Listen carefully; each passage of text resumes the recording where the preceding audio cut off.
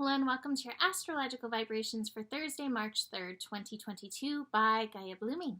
I am Mimi and our energy mantra for today is I reflect upon my evolution throughout time and I recognize that I am the revolution.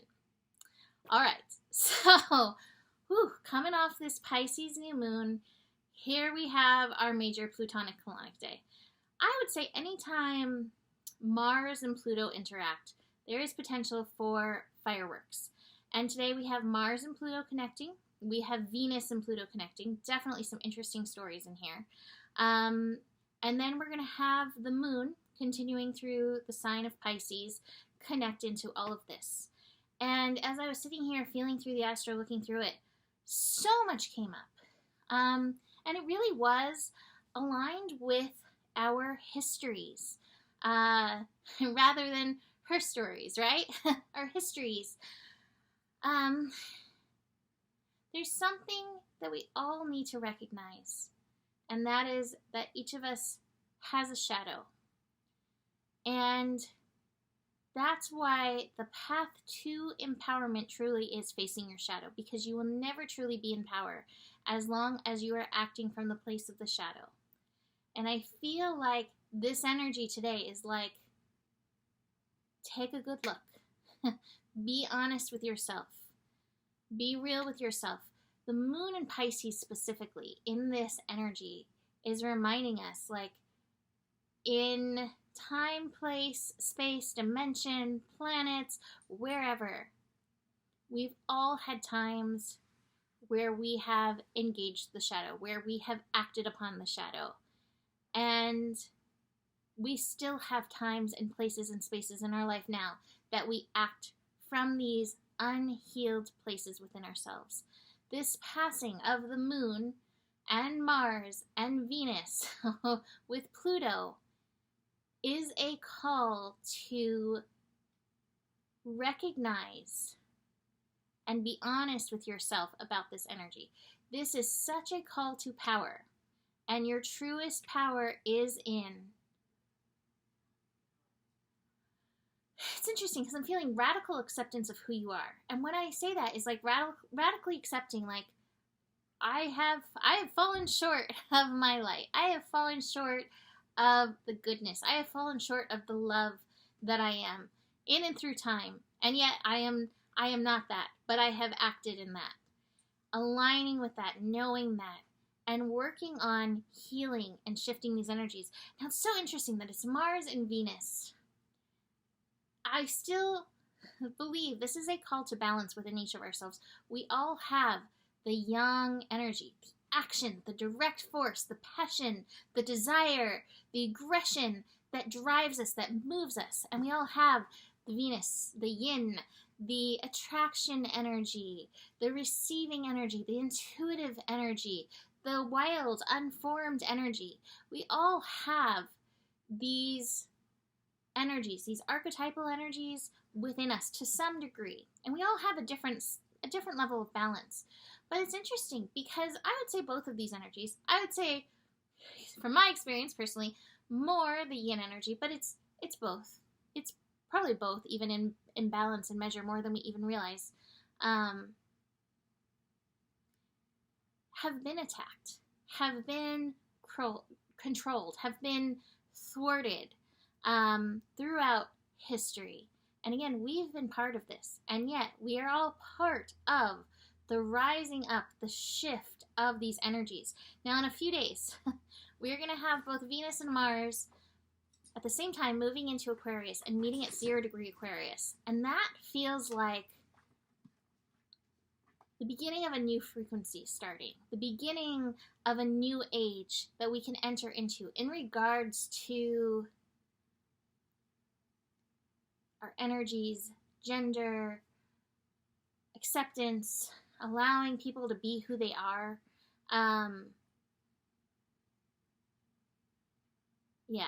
All of that.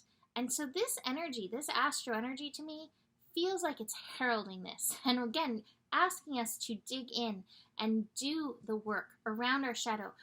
The shadow of control. Now, control, the word itself isn't necessarily bad, right?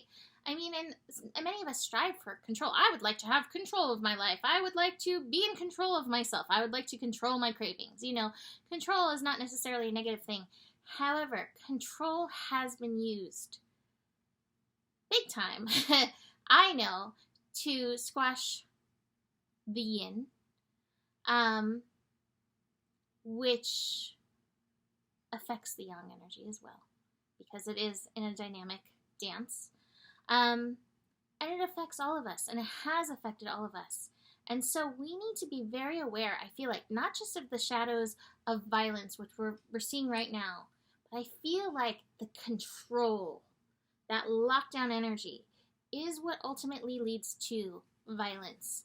And so while we can look at, the shadows of the world right now and be like, I would never do that, we maybe can take a few steps closer to ourselves and see there are control issues afoot in all of this, and where we may have that mirror, and where we can look at that in ourselves, and where we can shift this, and how, again, this is such a dynamic time for this, especially with Pisces, because again, these things, these wars, the fighting, the shadow, these are ages old. It's nothing new, unfortunately. And yet, we are each the revolution. We each have the power of evolution to help shift this out of us. But again, it's the awareness. And that's what it just was like when I was sitting and looking at the astro. It's not where I was going to necessarily go, but that's what came through, is your awareness around control and power. And how are you yielding this energy in your life, in the lives of others around you, in your children's lives, in your pets' lives, with yourself? Are you kind to yourself? All of these places are what add up and feed the love of the world or feed the other of the world. And I personally want to feed into the love of the world as much as possible. So, powerful energies, like I said. Now, in the background, there's still some beautiful things going on. We have the moon moving through Pisces, meeting up with Neptune. This could give us divine downloads of understanding about history, right? In and through these times. This may come in dream time. The Mars-Pluto energy, in and of itself, it can bring up our violence. It can bring up anger. It can bring up our control stuff. Have your eyes open. Be aware of this energy. Also be aware of it in the world. The nice thing is in this chart, it happens at 12:43 a.m. That being said, we're still going to be in the orb of it for the next few days. So we're still going to be experiencing it over the next few days.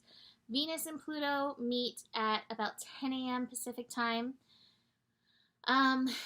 This could bring up those feelings of repression, which also can make us act out violently. A lot of times out of that survival. Be aware of that. Be also aware of the powers of the yin, the power of attraction, the power of allure, and how you are utilizing that. Is that something that you are also utilizing as a control method? There's shadows all around for us to be aware of and looking at. And then the moon moves through. The moon will connect with Pluto at about 1 p.m. Pacific time. Venus meets at 1:15 Pacific time. Mars and the moon, 1:45 p.m. Again, the moon in Pisces may dig deep in our karma and in our history to bring these energies up for us to be aware of. So be very aware, be conscientious of what is coming up. It's very easy to point the finger out there, but this is always where the changes are going to happen. Now, the last thing about this day, the moon is going to be connecting into Aries. Got one more little insight to bring up too. Moon's moving into Aries, 4:52 p.m. Moon into Aries can spike, ignite stuff. So do be aware of that. 2 passes of the moon that I'm also connecting into as the Aries energy came in. Aries is ruled by Mars, so it's kind of going to just add a little fire to all that's going on. As the moon moves through Capricorn, it is going to square Eris fast. It's going to be in the early morning hours, but it's still going to be, connect in. And it's also going to connect into the South Node and North Node. So again, it just feels like there's so many layers of intuition that's coming to us to help inform us, to help us see.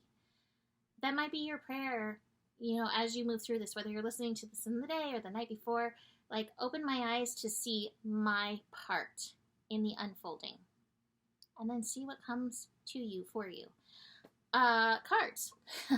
We have energies to let go of in this, projections to let go of. I think a lot of the control stuff is projections. We've gotten this idea of what it's supposed to be from something outside of ourselves, and then we're like, lock it down. This is how it's going to be. The aloneness card is like, I have a very strong tickle on my nose. Feels like a cat fur. This is what happens when you bury your face in cats. Aloneness.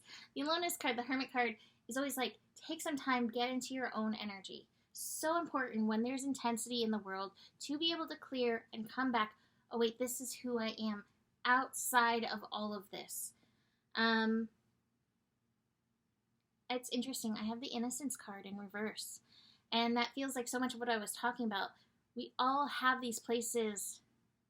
We haven't been innocent. And yet the innocence is inherent in us. Remember your goodness. Remember that love. Remember that innocence. But don't be afraid to face that shadow energy. Final card that I have is, I have the friendliness card in reverse. I usually like to say with this card, we live in a friendly universe. It may not necessarily feel friendly through all of today, but take your time to root in, ground into the earth, and let the earth support you in and through any of the challenging energies. So, that is it for today. You can book a reading with me. Email me, mimiclark@gmail.com. Besides that, the better it gets, the better it gets. There's more than enough love in the world for you. You have the power, and honor your values. Namaste.